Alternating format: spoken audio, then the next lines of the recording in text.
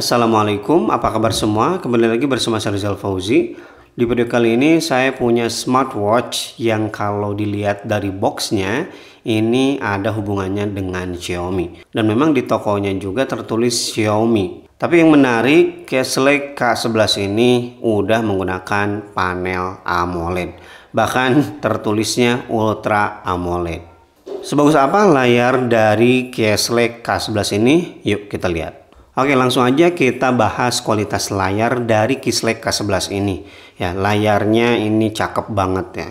Warnanya vibrant, kemudian hitamnya juga pekat. Selama 3 hari menggunakan smartwatch ini, mata saya berhasil dimanjakan oleh kualitas warna yang dihasilkan oleh Castlake K11 ini. Kemudian untuk desain dari Castlake K11 ini saya suka ya, bentuk bulatnya itu minimalis karena terlihat nih di bagian tombol yang ada di sisi kanan keduanya terlihat minimal. Kemudian untuk kacanya, materialnya tidak disebutkan dari kaca apa, tapi kalau saya ketuk-ketuk ini kerasa keras dan dia udah menggunakan 2.5D. Untuk framenya dia menggunakan full metal ya. Jadi tidak ada hybrid-hybridan ya, termasuk 2 tombol di sisi kanan dia juga menggunakan metal. Dan feel ngeklik di smartwatch ini juga kerasa kliki. Untuk bagian belakang ya normal ya, dia masih menggunakan bahan plastik. Dan di sini ada 2 pin untuk charging. Ini magnetnya kalau kayak gini lumayan kuat ya, tapi kalau digantung dia langsung lepas. Ya, nggak ada power sama sekali. Jadi jangan sekali-kali mengecasnya sambil digantung. Kemudian untuk strapnya dia terbuat dari bahan TPU dan nggak kerasa murah karena bahan yang diberikan oleh Castlake di sini lumayan tebal. Yang paling saya suka ya di bagian ini dia ada 2 untuk penyangganya. Kemudian di bagian buckle-nya ini dia terbuat dari metal yang kerasa solid dan ada branding Castlake yang minimalis. Saya suka. Ini kerasa mewah aja. Oh ya, sistem strapnya ini quick release ya. 22 mm kalau kita pengen gonta-ganti. Untuk diameternya dia 45,5 dengan ketebalan yang terbilang tipis 11,5 mm dan bobotnya di angka 54 gram. Dan ini dia penampakan Castlake K11 di pergelangan tangan saya 16 cm dan nyaman banget sih. Kemudian saya juga suka karena untuk raise to wake-nya ini responsif dan juga kerasa smooth. Nyala layarnya itu smooth. Ya, bisa dilihat sekali lagi. Cakep. Kemudian untuk watch face yang tersedia di Castlake K11 ini hanya ada 5 secara default dan ditambah 1 slot yang bisa kita custom ya, gonta-ganti melalui aplikasi GloryFit. GloryFit ini aplikasi smartwatch pihak ketiga yang lumayan watch face-nya itu udah sangat-sangat berlimpah sih. Yang kurang saya suka di Castlake K11 ini hanya di UI-nya. Kita tarik dari atas untuk masuk ke bagian quick setting. Nah, ini dia tampilan quick settingnya. Dan di bagian setting sedikit banget nih apa-apa yang bisa kita atur. Yang pertama ada matikan, atur ulang, kecerahan, kemudian ganti antar muka utama, kode QR, informasi produk, dan selalu dipajang. Ya, Castlake ini udah support always on display.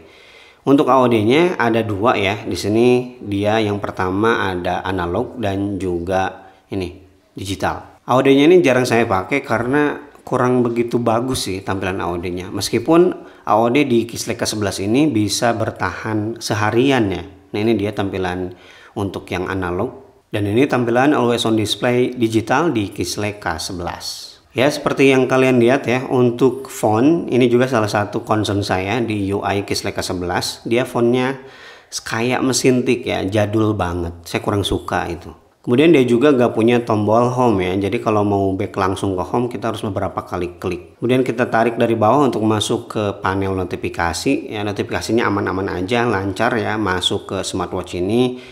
Tapi seperti yang saya sebutkan dari tadi, ini untuk fontnya saya kurang suka ya. Dan bisa dilihat karakter yang ditampilkan hanya sedikit ya.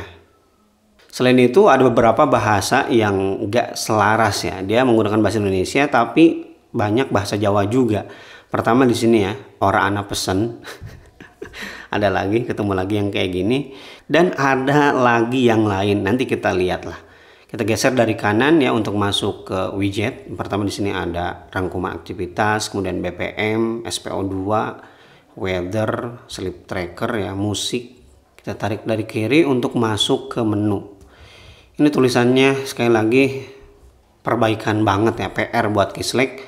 Jadi kurang kelihatan sih karena tulisannya seperti mesin tik dan juga kurus-kurus gitu tulisannya. Ini dia tampilannya. Nah, seperti ini nih, turu, bahasa Jawa lagi kan. Itu PR buat Keyslake ya. Selain font yang kerasa jadul, ini scrollingnya masih kerasa lumayan berat. Dan bahasa Jawa lainnya ada di bagian sport atau olahraga ya. Di sini dia tulisannya berlari dalam ruangan, dia melaku njero ruangan. Ya, bisa dilihat di sini melaku njero ruangan. Dan olahraga yang didukung di Keyslake K11 ini totalnya ada 20 jenis olahraga. Ya, bisa dilihat di sini ya. Saya nggak bisa sebutkan satu-satu. Dan Keyslake K11 ini belum mendukung GPS walaupun harganya udah lumayan tinggi ya, 800.000 balik 1.000. Sayang sekali. Kemudian kalau kita klik ya di sini, dia tidak bisa atur gol sama sekali, jadi langsung merekam gitu-gitu aja.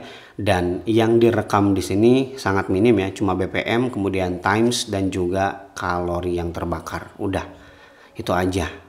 Kemudian untuk fitur kesehatan yang pertama ada BPM, ya, fitur standar yang sangat penting untuk sebuah smartwatch atau smartband, dan dia aktif all day. Di sini 85, kemudian di oximeter 88, 89, di sini 86. Lumayan akurat ya. Dan informasi yang ditampilkan di sini minim, tidak ada tambahan apa-apa. Kemudian yang kedua ada fitur blood oxygen atau SpO2 ya, untuk mengukur kadar oksigen dalam darah. Nah, SpO2 ini dia tidak bisa aktif seharian, jadi manual aja. Dan di sini ada sampai 10 kali pengecekan ya yang bisa kita rekam atau ada laporannya langsung lah di sini. Ini masih measuring ya. Jadi kalau angkanya naik turun berarti dia belum selesai. Kalau udah selesai ada tanda getaran nanti. Ya, udah selesai, hasilnya selalu 99% sih. Di sini 95%. Jadi ya mungkin gimmick aja ya SpO2-nya atau gimana ini. Karena beberapa kali coba kemarin-kemarin itu selalu 99%. Kemudian yang selanjutnya dan yang terakhir ada fitur turu ya untuk mengecek kualitas turu kita. Jadi fiturnya juga termasuk minimalis ya dari Keyslake K11 ini. Untuk cuacanya tadi saya udah kasih lihat ya. Dia tampilannya hanya seperti ini aja, gak ada info yang lain. Kemudian untuk musiknya juga di sini tidak bisa atur volume ya, biasanya kan udah banyak yang bisa atur volume langsung. Kemudian di fitur lainnya di sini ada find phone, stopwatch dan juga timer. Jadi nggak banyak fitur tambahannya atau fitur pendukungnya. Dan baterai yang ditanamkan di Keyslake K11 ini sebesar 330 mAh. Untuk penggunaan saya selama 3 hari baterainya lumayan powerful ya. Saya aktifkan heart rate monitoring itu selama 24 jam. Ini hanya berkurang kurang lebih 25%. Dan dengan catatan AOD-nya nggak saya aktifkan ya. Karena sekali lagi saya kurang suka tampilan AOD-nya terlalu minimal gitu. Semuanya minimal nih di smartwatch ini. Oke, itu dia review saya di Keyslake K11 yang ada hubungannya dengan Xiaomi. Tapi ternyata tidak sebagus itu. Yang paling menyenangkan dari Keyslake K11 ya menurut saya di bagian layarnya ya. Ini cakep banget. Kemudian build quality-nya juga terasa sangat solid. Tapi sayang sekali untuk UI dan juga UX-nya masih banyak PR yang harus diperbarui ya, ditingkatkan lagi oleh Keyslake supaya bisa bersaing dengan smartwatch murah zaman ini yang semakin kesini semakin bagus untuk experience-nya. Terima kasih bagi yang udah nonton video ini sampai selesai. Mohon maaf apabila ada salah-salah dalam informasi yang saya sampaikan di video review ini. Silahkan koreksi aja di kolom komentar. Oke, Rizal Fauzi pamit. Wassalamualaikum warahmatullahi wabarakatuh.